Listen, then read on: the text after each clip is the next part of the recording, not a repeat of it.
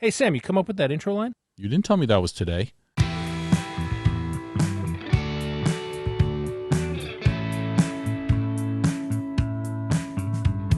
Hello, everybody. Welcome to the Writer's Room with Sam and Jim. On this show, we invite aspiring writers into our podcast Writer's Room to help them work on and develop their stories. And you can help us out by going to Apple Podcasts and hitting that subscribe button, or better yet, rate and review us. You can also join the conversation we're having on Facebook at the Writer's Room with Sam and Jim, or follow us on Twitter and Instagram at the Sam and Jim. Now, we're going to break story with Jerry Landry here in just a few minutes, but first, Sam wants to go off about something. Sam, what you got? So I was thinking about Donald Trump, right? Oh, I'm so sorry. I know. I don't think about him very much anymore. But Donald Trump is one of those guys that basically the expression is he was born on third base and he thinks he hit a triple. The guy has, in my opinion, achieved almost nothing of value in his life. And he's destroyed a lot of things, but by a lot of measures, this guy, home run. He's a billionaire and he shits in gold toilets. Congratulations. So I was thinking about that for television. And I was watching a show, Chernobyl, which I finally got to. Uh-huh. And the thing about Chernobyl is it's very well written. Craig Mazin wrote all 5 episodes. The writing is so simple. Yet we all know this is a hugely complicated show idea, and he managed to break it down and find the important elements, I think, and it's just great writing. But it had something going for it, the same thing that Donald Trump had going for it, which is... Started on third base. It kind of did, because it's such an interesting thing and such an amazing story, even to start with. And so you've got... As now I now know, because I don't remember very much about when it happened. I was a kid, but the idea is not only, the core melted, and it was the single most catastrophic event that the Earth that humanity had ever created, and we didn't know what to do. And the Russians are lying, and you get into specifics of all that kind of stuff. But they had an open core, and that land, of course, could not be occupied for 24,000 years. And the stakes were so high that they fixed the problem. It's just all built in the personalities and an oppressive regime. And it's almost like the buffet at the Bellagio, where it's almost too much. Mm-hmm. And then, to Craig Mazin's credit, he had to get a plate. And he had one protein, one starch, and somehow make select one balanced meal or 5 balanced meals. It's 5 episodes. Right. And he did a great job at that. But I was just struck by how important it is if you can find the idea that is already so compelling, because the writing is going to be hard no matter what. Craig Mazin's writing had to be, how do I take all this extreme stuff and just do a 5-episode story where you're emotionally involved and compelled and horrified and all those things, and you understand what's going on, where you have to know some physics to understand it, right. And he doles it out. That's hard. But he was handed this beautiful story. And it's not that it has to be true, but when we're sitting there banging up our ideas, and what we're doing with people, hopefully on this show, is trying to make sure that idea starts them, maybe not on third base, but let's get them to second base. Let's get them at least out for ourselves. Let's do ourselves the favor of not coasting in that moment, or not accepting a story that is not, holy shit, I have to hear/tell this story. Why is it compelling? Yeah, it's just got to be. And it's got to break hearts. It's got to blow my mind. It's got to be that way. And that's about getting to the core of it. Because if we don't, then we really have a lot of work to get from. And I have a feeling you'll discover a cool idea at the end, or you'll have a beautifully crafted script with a not terrifically compelling idea. Mm-hmm. And that's not going to sell. It might demonstrate that you can write, but it doesn't demonstrate that you can come up with an amazing idea. Right. And that's the core. Third base sells in the room. Third base is where we all need to start. Okay, let's get into this week's show. Hello, Jerry. Thanks for coming in. Oh, thank you so much for having me. I'm very grateful for this. Thank you so much. Don't say that until the end. Yes, you may want to retract those and words. then you don't have to take it back. Even quietly in your mind later with God, I can't believe I just talked to those people. So I want to ask you a question because JR always, gets a couple bio notes so that we at least get a sense of you as a person instead of just a disembodied voice on the phone. And I love the fact that you played baseball. I played baseball in high school. I'm very much not as good as you because you wanted to play pro baseball, and I just wanted to not get too hurt because people were throwing balls at me very fast because I was a catcher. And you went from playing baseball to biomedical engineering and became a patent examiner. And that to me, that's a character right there. Because you don't think, I'm going to take the jock and I'm going to make him a biomedical engineer and patent examiner. Well, the beautiful thing about baseball, you don't always have to be a jock. Like, there's a lot of pitchers like Greg Maddux. I mean, I wouldn't call him a sexy jock at all. No, they don't look like jocks, but they are by definition jocks. But the thing is, of course, you're absolutely right. But I love it in a character where you think it's going to go one way and it goes another way, because that's what real people are like. Right. And we always meet people that don't present like, your first impression is wrong a lot too. So, patent examiner. Are you getting crazy ideas? Do people come to you with these crazy ideas? Who do you work for? The patent office? Or you work for a company? Who do you work for? So I worked for the patent office from 2008 to 2018. That was my first career job out of college that my degree applied to. Remember correctly, 2008, like that was a recession. So it's like, take your job. And the patent office was a pleasant surprise. Like more than that, my first three bosses were awesome, excellent human beings. And I think there's a lot of things, like I tried applying to be a script reader, but I just don't have the resume for that. I didn't go to film school. And I think like what I just want to educate people about the patent office is you have to know the ambiguity, like the ultimate and complete ambiguity behind every single word, because intellectual property is like land property, except you're claiming things in words, which become concepts, which are the idea that you were claiming as the invention behind this patent. With all that being said, like I learned to go to one look, reverse dictionary thesaurus, and that's a great writing tool. Like I use that ever since my days of essay writing, screenwriting. Now I do both. My vocab went through the roof. Like it was because you have to know all these words, and it was great because it was an adjacent skill. Like I have a degree in biomedical engineering from Michigan State. However, they have the old three disciplines, mechanical, electrical, and chemical. And I could be slightly off, and I don't want to disrespect because it's a great department. But when I worked at the patent office, I looked at medication delivery devices and determined whether or not they were satisfy the conditions for letters patent. So that's basically syringes, infusion pumps. But those infusion pumps would include watchdog circuits, which is an electrical engineering thing. Well, I was mechanical with biomedical courses, and I also started in kinesiology. I don't really have an electrical background. I had two great courses from two great professors in electrical engineering. But, I mean, if you ask any real electrical engineer, they'd be like, dude, no, you're in kindergarten. All right, hold on, Jerry. Yep. Too many details in that scene. So tell me. Okay. So, thank you. No, I'm here for the feedback. No, we're going to save that, and we're going to put that on the website for people who want to become patent examiners. But what I'm asking is, what's cool about the job? Well, to me, it's the rabbit holes and the learning. Like, it's a really tough learning curve, so that gives you a life skill. But then once you meet that expectation and those thresholds, it's just so rewarding because you're compensated very well, and it's just so interesting. All the patents in United States human history are there. That's cool. That is cool. Yeah. That's really cool. Now, Jerry, I am really looking forward to hearing about your idea, and I'll tell you why. Jim, back me up or tell me I'm full of it. But when people who have a science background and they're very methodical, they really have these intricate, structured, sometimes too detailed scripts, which is on the one end of the spectrum. And on the other end of the spectrum is the piece that was written and directed by an actor, where it's a ton of emotion. It's an independent movie, a lot of feelings and people looking at places and speaking to each other with an economy of language and a lot of inflection. And it makes no freaking sense. And it doesn't quite, it's right, not quite that bad. And I don't want to paint with a big broad brush. There's many exceptions to that. But there's like this pull. And by the way, we swing between those, right? We're always looking to find the balance between that. I don't know what it is. I think what the balance is the Emmy Award.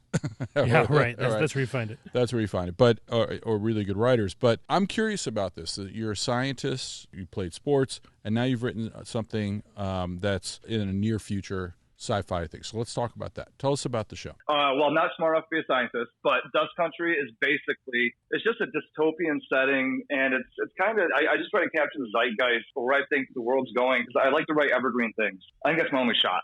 It's basically it's a sitcom family that gets thrown to a Breaking Bad situation, but it was as if Walter White was caught on day one, and you could convey just enough dramatic tension to at least over the rest of the series, and Skyler and Walter Jr. buy in by the end of the episode or by the end of episode 2. Okay, let me pause you there, Jerry. I just want to tell you that I have no idea what you just said.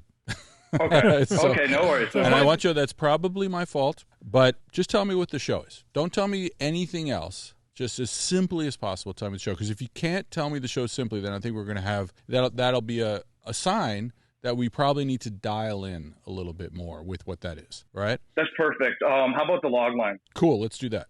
In a near future semi-dystopia where dust storms have overtaken Texas, an honest family man employed with vacuuming the town's dust for a giant corporation is falsely accused of a federal crime, forcing him to ask for help from his estranged and psychopathic younger brother. I understand this is a long log line.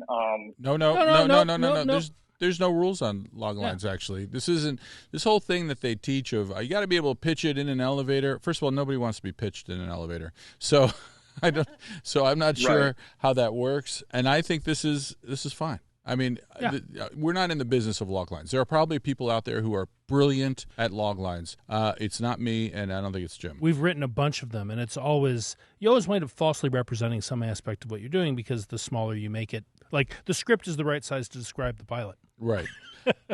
That's right. And, the more time you spend on characters in log lines because you want to get some complexity there, well, that doesn't work. And then you just break it down to just the supernatural or sci-fi hook or the mysterious hook or whatever it is. Well, then it's not going to sound unique because it's not like there's a brand new hook. Where's the nuance? What makes this different or interesting? Yeah. Well, and you're just screwed, 12 Jerry. Words. You're screwed. So don't worry about that. First of all, I love that you said semi-dystopia. Because there's just a little bit of hope to get through, right? Yeah, I want to be optimistic. And also, let's say this is Texas, and an honest family man is employed, so he's got a job, vacuuming the town's dust. For a giant corporation. Okay, for the corporation. Two different pieces there. This almost feels like Brazil. All right? It does. Yeah. Right? If I may interject, I'm also attempting at a euphemism, but I don't know if I should say that or just let the audience interpret that. That what? Know. What euphemism? Well, I don't want to say anything bad about any specific corporation. So dust is a stand for, plastic in the ocean or dust in the air, from climate change. But I don't want to get, Well, are you saying the giant corporation created the dust? Well, yes. Well, yes and no. Can I give the what's actually going on, like the juice of it? Yeah. Okay. Tell us more about the show. So Chuck Randall's the name of the protagonist, the honest family man, vacuuming town's dust. And two things about Chuck I think describe him outside of we already know he's honest family man. He won Employee of the Month at Abilene Dust Treatment Facility. They call it DTF. He won Employee of the Month 182 months in a row. So that just describes his dedication. They had to stop giving the Employee of the Month award. However, he had accumulated, since he had never taken a vacation day, so every character's flawed. Chuck Randall did not know that his vacation days roll over after the fiscal year. So he never took a vacation day because he was hoping, maybe after, 40 years of this, I'll have a couple more years tacked on my retirement, retire at 55, then collect my pension. Life will be great. Well, he finds out that's not true. So to make up for it. So he's betrayed. He's betrayed by the corporation. Okay. But the part is the $6.65 million in his 401k is the important part because what the corporation is doing is they are having people like Chuck collect the dust. They dump it into a silo during mandated dumping hours. But then at night, as Chuck finds out, when he accidentally forgets to dump his dust for the first time in his life, the first time he's late. He's about 4 hours late because of a family emergency. He goes to drop off his dust and he finds out that the valves kind of creaked open. Dust is just slithering out of the aperture. So then he hooks up the dust hose, puts the dust in, thinks nothing of it. Security guard confronts him. And because this corporation is going to try and frame him because they don't want to pay a $6.65 million pension, and they're afraid that a lawsuit's coming down the pipe because they're the ones that are creating this problem and profiting off it at the same time. Sackler family, where are you? So they decide, make Chuck the scapegoat. His fingerprints are on the valve, this, that, the other, send it to Tahiti while this all goes off in the background, and then boom, we're into Act 2. All right, let me pause you there. All right, so that's a lot of details. Now, I love the fact that Chuck is a great worker. Okay, so he is dedicated to the work. He wants to retire. He just puts his head down. He's a guy that is willing to sacrifice his family life to get the job done so that he's got this crazy idea that he is going to retire early, and then maybe he'll be with the family, right? One of those people who's I'm not going to spend a penny my entire life so that I can be rich when I'm retired, and meanwhile their life has passed them by. Do you see him that way? Yes, exactly. And everything he does is for his family. And one more detail, his daughter has cystic fibrosis, so they keep the house as clean as they can, but the outside world is sepia hued, so it's just occluded with dust. So you see, I'm trying to get, I don't want to say granular here with all this dust, but trying to get the idea of what drives Chuck, because all that extra stuff you said is great, but it's part of the world building. It's not really part of the character building, the why. Or it's in there because it was easy for me to see. Look, of course, why is he late? It's got to be for the first time he chooses his family over the company. Okay, I got you. The big thing that I think right now we got to figure out is the company keeps betraying trust with Chuck. And to me, that's a problem. I don't care that much about it. The fact that the company betrays him once is enough, but they betray him when he made a mistake and they rolled over the thing, and now they are his vacation time, so he can't do it. Well, is that a betrayal, or he just screwed that up? Then it's, we're going to actually screw you because we don't want to pay you all this money in your 401k, which I don't, okay, maybe. And then we're going to use you because we need to cover some crime that we are committing. You could pick any one of those, but you don't probably need all three, because they're all serving the same purpose, which is you're getting a breach between Chuck, the loyal employee, right, who is being basically used as a patsy. That could be the only betrayal. Everything is going swimming. His life sucks. He works all the time. He vacuums dust. He neglects his cystic fibrosis daughter because he's so committed to never taking vacation time so he can retire early. He's done everything perfectly. And then the company needs to lay some shit on him, and they do, because he's early, he sees something, and now none of that work means anything. You see what I'm saying? I believe those first two betrayals are breadcrumbs. And also it just demonstrates a flaw in Chuck's character, because one is actually his fault. He should have known that, no, your vacation days do not roll over. Like, anywhere you go, you're lucky to get vacation days. So I'm just saying, coming from that, and I don't 100% agree that he neglects Dell. He's doing this. But however, that is probably exactly how it's perceived. No, let me just be clear. I get all that. The thing is, I don't think that addresses you can use any of those things that you want. It's all any pieces or that.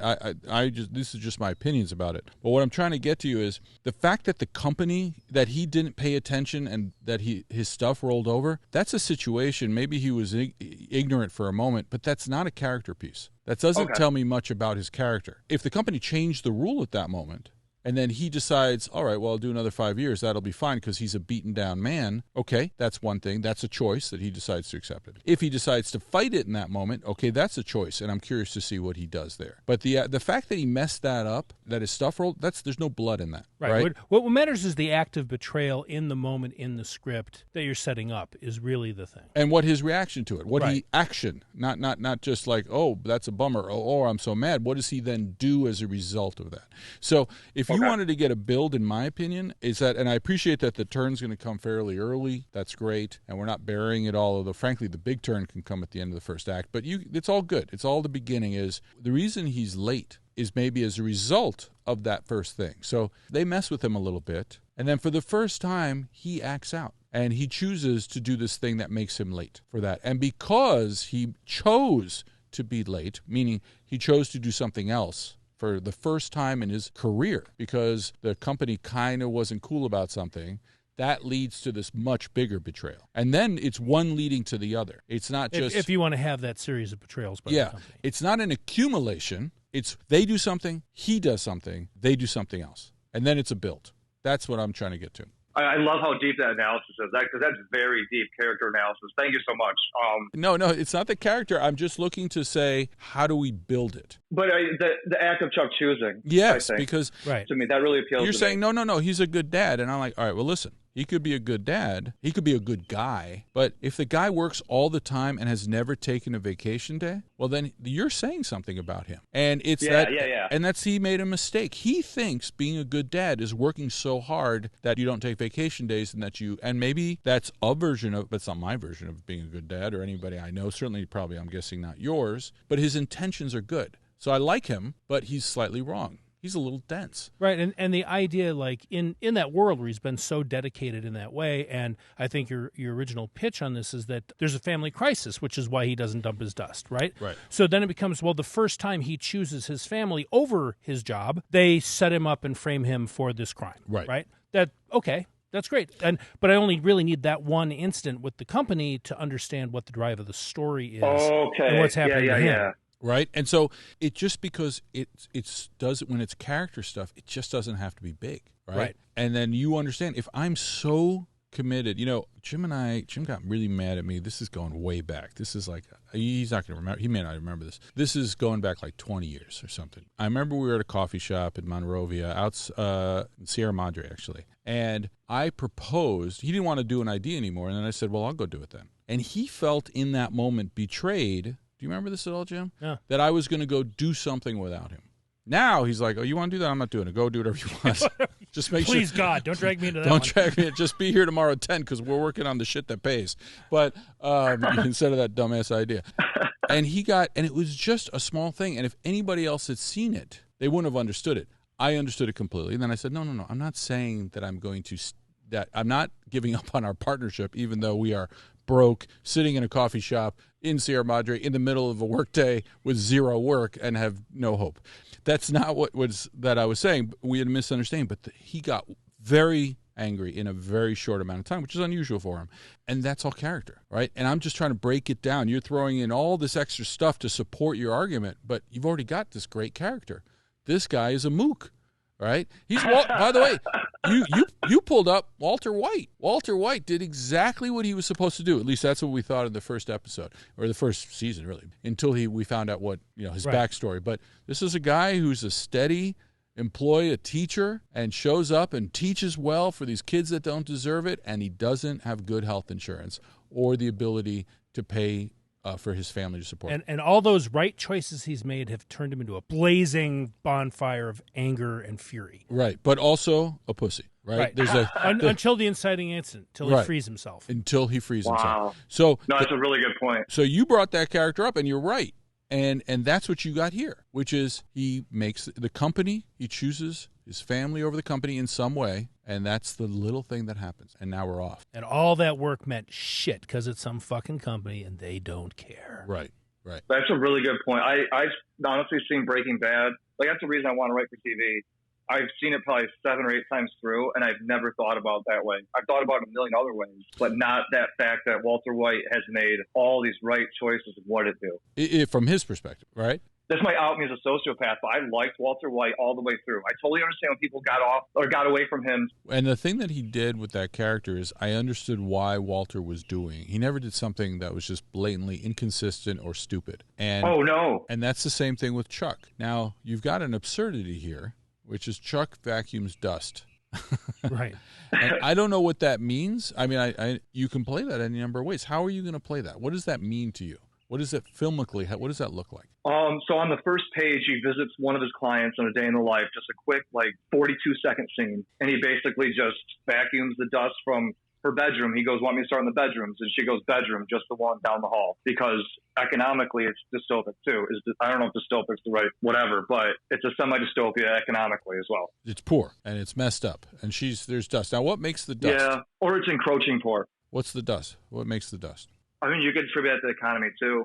The right farmers aren't getting subsidized, many factors. So that's why I think dust is just to be treated metaphorically because it can represent many problems. Well, that's great, but in going back to Walter White, meth is meth. It does it does create a lot of situations which are more than just meth, but meth is meth. So what's the dust? And here's the thing that I'm saying. You don't have to answer this, but I don't care about the metaphors right now. I want to find some great scenes. So is the dust created by what nefarious thing that the company is doing? What does he uncover in that silo? Is that because that's probably the core of the whole thing, right? Well, the problem's maintained by the corporation, but I mean, since it's West Texas, it's basically the dust is dust. It's a dust bowl. Okay. But what this corporation is doing is they're claiming to clean up the air, but they're actually selling back clean air and repolluting the town at night. But you can't see the dust at night, so it just fills up back in the atmosphere. I get that. So they're taking. I mostly get that. It's an environmental situation that they are pretending to fix, but in actuality, they're profiting off of more than what we know. So yes. Sorry. Now you said quick 42-second scene. What happens in that quick 42-second scene that makes it a good scene? I'm going to learn. I'm going to learn about what dust vacuuming is. But what do I learn about our guy? Okay, so entering into the scene, the last second of the scene before it, Chuck's in his dust truck driving to his client. Then we get to the scene we're talking about, the 42-second scene. Chuck is at the first client's ranch house. He puts on his hazmat helmet. Inside his cabin, we reveal he's in an entire hazmat suit. Quick cut to Chuck talking to Belinda, his first client, in full hazmat gear. He's friendly, personable, but to the point. And he does the bedrooms one down the hall. He goes end scene, out. Okay, so I think we have a missed opportunity here. Okay. Because I haven't learned anything about Chuck. Right now, let me give you a bad version. One thing I know, this is early on. Is this the first scene, by the way, or pretty early? This is scene 3, but the scene before I told you would technically be scene 3, but it's like a 3-second scene of him driving. Okay, so that's just an establisher with him driving. So the first thing is... Correct.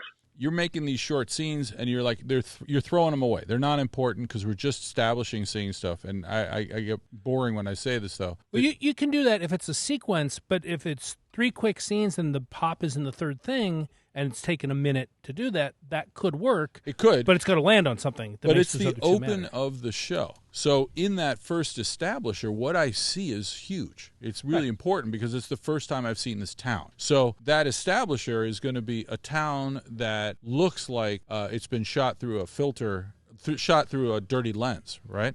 That's my second scene, actually. Right. But I guess what I'm saying is if you're drilling down, right, you're getting to your moment of revelation about the guy, and it's like Dust Bowl Town, guy in a dust truck, hazmat suit, guy goes into a house to vacuum dust. That's a sequence that can still build where it's really one scene, even though it's different shots. But then it has to land on, but what are we learning about him in the moment he's there vacuuming the dust, or what he says to the woman, or what he doesn't do. Right. That's the point. There's actually there. For example, there's not this. This is a terrible idea. But if in that moment, Jerry, the woman tries to seduce Chuck, right? And he said he's not interested. He doesn't. He stops. He looks at her, and then he just goes back to vacuuming the dust because that's all Chuck does. Suddenly, she shuts the bedroom door, and she's in there with him with his hazmat suit. I mean, whatever. It's ridiculous, and that's a tone question. What your tone is. But the thing that I'm trying to establish, first of all, it's a turn in the scene because I'm like, she's well, you can pick it however she is. She could be beautiful. She could be whatever. But he doesn't even, how he reacts to that tells me a lot about him, right? Okay. And then when I see his family, which is not his wife, he loves his wife and he's got his kids, but they're not millionaires. They're not living in opulence, but that's what he's focused on. Now I know his family's so important to him. But then I find out the guy works all the time. And now I'm building layers to this guy. And I'm like, well, wait a minute. He's a family man, but he never takes a vacation day, which I have to get out. And how does his wife feel about that? Is she angry about it? Is she resigned to it? Do they have a relationship? What is it? Is he completely shut down? Does he never really talk to anybody? What is it? You know, if you go to Being There with Chauncey Gardner, the way he would react to something is he was like a kid. He would barely pay. He wasn't interested. All he wanted to do was watch while Shirley MacLaine is masturbating on the floor of the because she thinks that he wants to watch her have sex. No, he just wants to watch television, right? Oh, jeez. Okay. Right? And so the thing is, there's so many reactions. So when you say quick 42-second scene, I'm like, it's still a scene. It has to achieve something more than establish the world. It needs to tell me just a little something about that dude. Well, and to go to Breaking Bad, right? In the pilot, there's a quick succession of scenes, and I haven't watched it in a long time, so I can't tell you how long it takes. But like, you see him as a not very respected high school teacher, and then you see him with a doctor where he's getting his diagnosis, and you're going, "Oh shit, this guy's got problems." And then he's going to work at a car wash to make the extra money his family needs, and all that. Like, you have a succession of scenes that establish a guy who is anything but assertive about himself, and he's living a life of sort of degradation and submission that makes you almost antsy as a viewer, right? Which leads to that switch he flips later in the pilot where he decides he's letting the inner beast out and he's going to go fucking tear up the world. He does it after he gets embarrassed by his brother-in-law. Yeah. But you know, actually, but I'm just saying, but it's that thing, right? You build that character, you get to know who he is in scenes that do have scene qualities. Right. Teaser gives you the promise of the premise right there. Like the promise of the stakes. Like, I've never seen a show maintain high stakes like Breaking Bad. Okay, well, let me step back, though, on this Breaking Bad thing, because the first scene was not... That was a flash forward, right? His first scene where he's walking down the street in the road in the middle of the desert and his tighty whities and a gun and his boots or shoes or whatever. But that wasn't the first scene in one of the early scripts. Right? No. And it was in California, yeah. Do you remember what the first scene was? Because this is important. When you say quick 42-second scene, they had a beautiful first scene. And I don't know if it made it in the pilot just as a later scene, but basically he wakes up in bed with his wife and she tries to give him a hand job and he can't get it up. Right, and that was incorporated at the end of the pilot and the what got aired because it's a victory like for territory. Right, and then at the end he totally gets it up, and she's like, "Oh, Walter," and and then he's been transformed, at least his dick has, by this 42-minute shift from degraded functionary to a guy who's finding his personal power. Right. And, but remember, he couldn't get it up, and that was in one of the first drafts. And I think what happened in the process, I have no idea what happened, but if I had to guess, it would be we can't start a show with a guy who can't get it up from a hand job to his wife in his depressing, 1975 apartment house in Albuquerque or wherever it was. So they rightfully did the gun and the tidy whities walking down the thing, and then you're hooked. But that was it. And so when you say quick 42-second scene, Jerry, I say no fucking way. Yeah, I need the RV with the bodies and the blood, right? No. I'm not talking about that, Jerry. I'm saying you don't. I really love Breaking Bad. You can't do a 42-second scene is still a scene, and you have an opportunity to do something with that scene, and you got to do it. And by the way, it's your second scene, third scene, first real scene where somebody's more than just an establisher. You have an opportunity, man, and you got to squeeze it. The establishing stuff will happen as a byproduct of making it a scene, right? You'll still know he's there to vacuum dust. You'll still learn all that same stuff. Yeah, exactly. So I don't mean to push back on you, Jerry, but oh no, please be relentless, because that's how you grow. I didn't go to film school, so this is film school for me. Thank you. I didn't go to film school either. We just suffered. But that's where the art comes from. So So I'm really intrigued now. So what's that? When he goes to his family? What's the scene after he vacuums his house? So what's the how does this turn into Breaking Bad? Yeah. Right? So he finally goes to make the dump and he figures out what's going on. They're letting the dust back out in the air. Okay, so then what does he do? How does this become not just a guy being victimized by a big corporation? The tipping point of the degradation of the trust in his company, because like I said, he was employee of the month for 182 months in a row, roughly 15 years. Then they took that away from him, so it degraded. And then obviously now they send him to Tahiti and they do this ruse where he's the most wanted man in America. Then he has no choice. This sprang because the spine of this pilot at the end of Act 2, but I was like, that's too short. I need something else. So I brought in his estranged brother, who's a psychopath, because the antagonist is Aaron Carson, who's a corporate sociopath. Only thing that can beat a sociopath is a psychopath. So let me stop you right there. I want to back up because I don't understand the nature of the story yet, right? Okay. So the guy gets caught. We, I guess, flip POV into the corporation where they go, this is how we get free of owing this guy money. We'll frame him for letting the dust out. Something like that? Yes, but that occurs off screen. Well, okay, all I'm looking for is I'm just trying to track the basic story, right? He goes, he does his stuff, he goes to the silo, leaves his fingerprints on a valve, that stuff, and then people come for him? Before he goes to the silo, you get the world of him driving his dust truck through Abilene, Texas, but he's coming into town. Sure. And there's protesters at the mouth of the town. But I guess I'm just going for just the big beats of the story, right? So he goes and he makes what turns out to be a mistake, and then the company comes for him in some way. How do we see that? We see it when he gets back on his vacation because they pull a bait and switch. They send him to Tahiti so they can get the lawyers involved off screen and really screw him over, because honestly they don't want to pay out his $6.65 million pension, because it's a company does analytics, and it's incredibly odd that someone will forgo all their vacation days. But if you're forgoing 2 weeks vacation a year, that's a lot of money. If you work 10% more, you make 40% more. Again, I don't care about any of that stuff, to be perfectly honest. All I care about is Chuck. Right. What's happening? So, and the thing with Chuck is, I just want to point out, he's not the most wanted person in America, because then now he's on the run. Now it's a show about a dude on the lam. And is that the show you want to tell? You're telling a story about a family man he's forced to ask for help, right?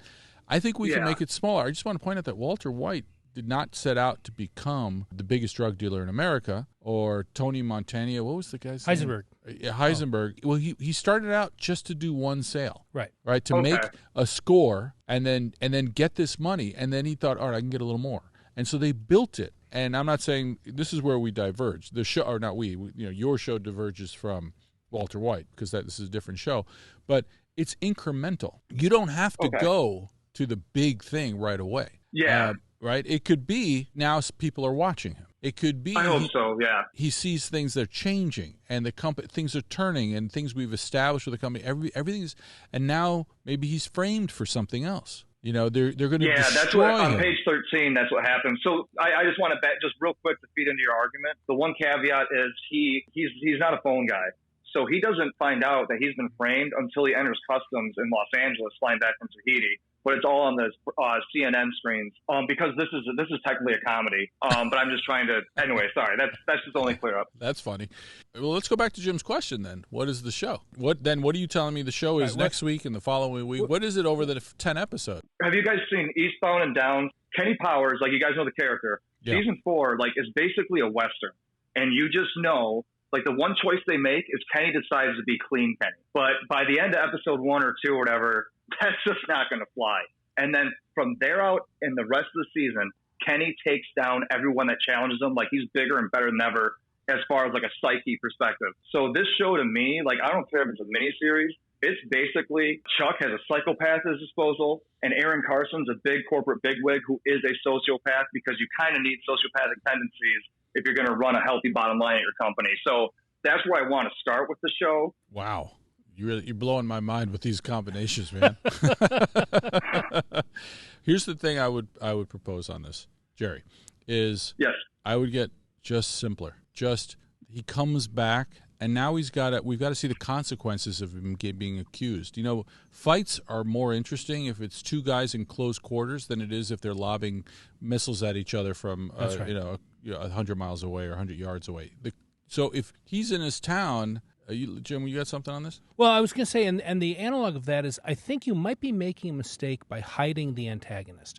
Because I think if this show is going to be the conflict between him and the company, I think we're going to want to meet the guy on the other side, even when they decide to frame him, right? Like, you know, the decision to send him to Tahiti could be an interesting piece of corporate, even if we don't fully understand it. Like, we'll see what the comedy and what the tensions are inside the company, even if we don't reveal that they're going to screw him, right? Like, but there's a chance to see that side of the equation. So as things unfold, we begin to see it as a dynamic. There's a tension between these two main players who are squaring off as things go forward. Right. So to your point, so this is a 26-page pilot. What if the revelation who the antagonist Aaron Carson truly is clear and apparent on page 16? Because then it comes together. Because he technically scapegoats a security guard, giving Chuck peace of mind. And then the thing is, Chuck gets interrogated at customs. And I don't know if you've experienced customs, but they do not mess around. So he gets this treatment, but he's like this happy-go-lucky idiot dad, but he's actually smart. But that's, you know, like Walter White. Like, people in society think he's an idiot, and that's the biggest mistake they can make in their lives. I wish there was a little online widget where I could punch in, we meet the antagonist on page 16. How does that work? And it does. I have no idea how that works. For me, it's more important that I get a baseline for this guy than he comes in as the bad guy. I mean, it depends on the script. It could be any time. You could meet him in the cold open. You could meet him in the last page. It all depends on the story and how it works. I don't think there is. Okay, because it's a second scene. Like the first scene's the Tahiti bargain. I guess we can call these scenes things, whatever. Like that's the Tahiti bargain scene, and then hey, Dave, the security guard, Dave and I, we screwed Chuck over scene in Aaron Carson's basement aquarium, because this guy's like super rich, and it's a clean air down there too. I love the fact that it's clean air down there. That's awesome. A great contrast visually. Yeah, that's great in every way. Yeah, this guy's an asshole. But the idea, and I remember I started out this by saying, I think this is going to be a very technical script, because of the scientist, or it's going to be those are the two poles, which we all bounce back and forth. I think what I would caution you here, just be more incremental. Start writing the scenes and see what the characters tell you. I think it would be great if that guy was not entirely bad. You know, you see him at a little league. Yeah, he's a dick 90% through, 99%, but he at least is at his kid's little league thing. Right. Maybe just because he wants to mac on some mom, but I'm just saying he's there for, you want to establish him, so then you can turn him when Chuck loses faith in this company and the company loses faith. It's not just a generic company, it's these two guys too. Wow, right. I really like that. Yeah, like Gus Fring and Box Cutter. Like you're like, this guy's just, he just sells chicken. Nope, that's not it. Still have no idea what you just said. But season 4, episode 1 of Breaking Bad. Like Gus has always been portrayed as a family man, great guy in the community, hides in plain sight. Holy cow. But this is the compare and contrast that you're setting up in the show, right? The other guy is your personification of the company. Right. And so that's great. You just want to get him in so that the company has a face and you understand what it is he's up against, even though clearly he doesn't understand. Yeah. Jerry, you are a bucking bronco of a story breaker. So listen, if we were in the room together, I would be trying to figure out how to kill as many of your babies as possible, or more likely stretching them out over several episodes. Because that's perfect. Like, can I make a ton of babies and you kill the ones that need to be killed? No, that's usually Jim's job, actually. But okay. Or at least mostly he just kills my babies. I don't know what the thing is. Figuratively, of course, figuratively. We're not on the air. I can't tell you all that. But the point is, There's a reason I can't go to Nebraska. Right, but the main thing here is the only purpose of all those turns that you gave that are all interesting and of their mind. They're a little psychotic, which I'm weirdly attracted to. Is how do they impact the characters? And so when you say, can we meet the antagonist on 16? I'm like, yeah, but there's a missed opportunity here because I want to know this guy a little bit and I want to see who we're fighting against and all that. Okay, so technically you meet him on page 6. Doesn't matter. That's the first. It doesn't matter. Okay. I'm saying you want to. That has to have value. He can't just walk across the scene. What is he doing in there? What's his relationship to Chuck? If anything, he may not even know who Chuck is. Right. He might be meeting 20 guys from the plant and shaking hands, but Chuck to him, even though he's been there and the best employee of the month, he still can't remember his name, even though he's given that award 145 times. And he's still like, Steve? Can I give Aaron's characterization real quick? Sure, but I think the thing is, it's what his action is. Okay? Oh, right. I just want to see to make sure, if I'm on the right track at all. Yeah, go ahead. Okay. Interior, Abilene DTF, corporate office, morning. An industrial office with thin carpeting and Spartan desks, still rocking halogen lights.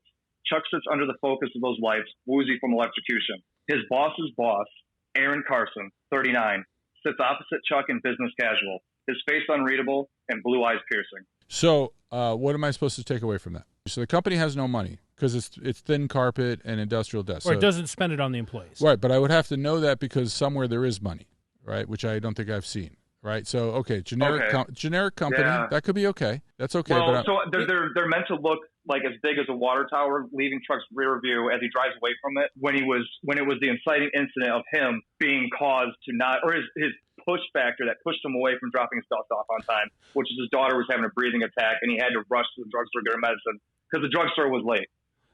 I guess the thing that I'm looking for here is I want to see the what's the name of the bad guy? Aaron Carson, and then Dave Lewis is his puppet. Sure. So Aaron, right? If I was introducing Aaron for the sake of this show, if we're in this thin carpeting stuff, I'd have him wearing a $2,000 suit with a $10,000 watch on. Right? You show him having all the money and all the stuff, and he's complaining about the dust in the guy's office, or we first meet him in some entirely different context when he learns that something happened at the silo last night, where he's in the super clean, brightly lit, awesome world that he lives in, and he's being this very efficient boss guy, but he has this little quirk where he's doing something, I don't know what it is, but that's funny and interesting, that reveals something about his character that isn't just the corporate shark, right, that he presents to the world. Yeah. And an audience buy-in? Well, just something to make him interesting. Something to make him interesting. Okay. I think that's right. That's one way to do it. There's a bunch. There's a show that's brilliant that's on Amazon that ran 2 seasons called Patriot. And in that one, the company they make pipes. And they do something, I can't remember what they do exactly. Yeah, valves or something. But everybody takes the company so seriously that it makes sense. It makes them a little comical because you're like, how can you get excited about valves and all that kind of stuff? But they take it so seriously that it has deadly implications and value for them. So you could do anything there. But having people with steely blue eyes looking at stuff, I don't know what to take away. If you said nothing about this man is honest, I'm not saying you should say that, but I'm saying I would know what that means now. Okay, so how deep do you recommend going in characterization? Because that's kind of a deep thing to say that's not always apparent on screen, but maybe it's a challenge for the actor. Action is character, right? So you can paint this guy, he's a well-dressed guy in this office, right? That's not the important part of the characterization. You can maybe say he always speaks quickly or something if you feel that there's some relevance to that. I don't know what that means, though. I'm just saying in terms of a characterization of the character, it could be you could have some thumbnail idea of what you want him to present as for the actor. But what matters is he's in the office and he's meeting with the guy, and I'm making up a scene here, right? He's meeting up with our main character about why he was late last night, and Chuck hands him a rationale for why he should have all his vacation days count. And he says, of course, blah, blah, blah, you are our employee of the month 168 months in a row, blah, blah, blah, blah, blah. And he walks out the door and drops it in the garbage as he walks out the door. Yeah. Right. Something like that then tells me who this guy is, right? He's fronting to the guy, and he doesn't actually value anything about it. In that case, then... I feel like I accomplished those things through reveal. So I think that's the best way to do a character. If it's revealed in the story gets deeper, in my opinion. Well, in that scene, though, I would have him say, look, the policy of this company is to do it this way. But you have been an employee of the month and if anybody deserves it's you, Chuck, whatever your I'm going to go to the mat for you. Yeah, that's the kind of thing. And then he throws it in the garbage. So you would lean the other way. I mean, this is not quite it. We're not pitching that. Yeah, so we're not saying you should use this. No. I agree. I want that subversion. I just want to toe that line. Right. Because if you go too far with the subversion, it becomes obvious. And the audience, human beings have been listening and watching stories for 60,000 years. You can't get anything past them, no matter what you think of them personally. You're 100% right, and thank God for that, because then this is how we have jobs. It's fun. It's fun because it's difficult. Yeah. Jerry, you're so much fun to talk to, man. You have a million ideas. I'm so glad I don't live in your brain, though. Honestly, there's probably a queue of about 45 people have already said that ahead of you, so no worries. I appreciate your candor, and likewise. No, this is, I'll probably, if there's transcripts, I'll probably read this transcript 65 times. So thank you so much. I have no doubt of that. Thanks, Jerry. You be well, man. Good luck, man. You as well. And that's all we've got for you this week. Our producer, J.R. Zamora-Thal, is working the mixing board. Our logo was designed by Julien Debar-Monclair, and our music was provided by Buddha-Rays out of Austin, Texas. If you want to get in touch, we are at The Sam and Jim on Instagram and Twitter. And you can find us on Facebook and YouTube as The Writers' Room with Sam and Jim. And if you like hanging out in the room with us, give us a follow on Apple Podcasts, Spotify, or wherever you get your podcasts. And tell a friend, would you, so we can get JR paid. Thanks, everyone. See you next week.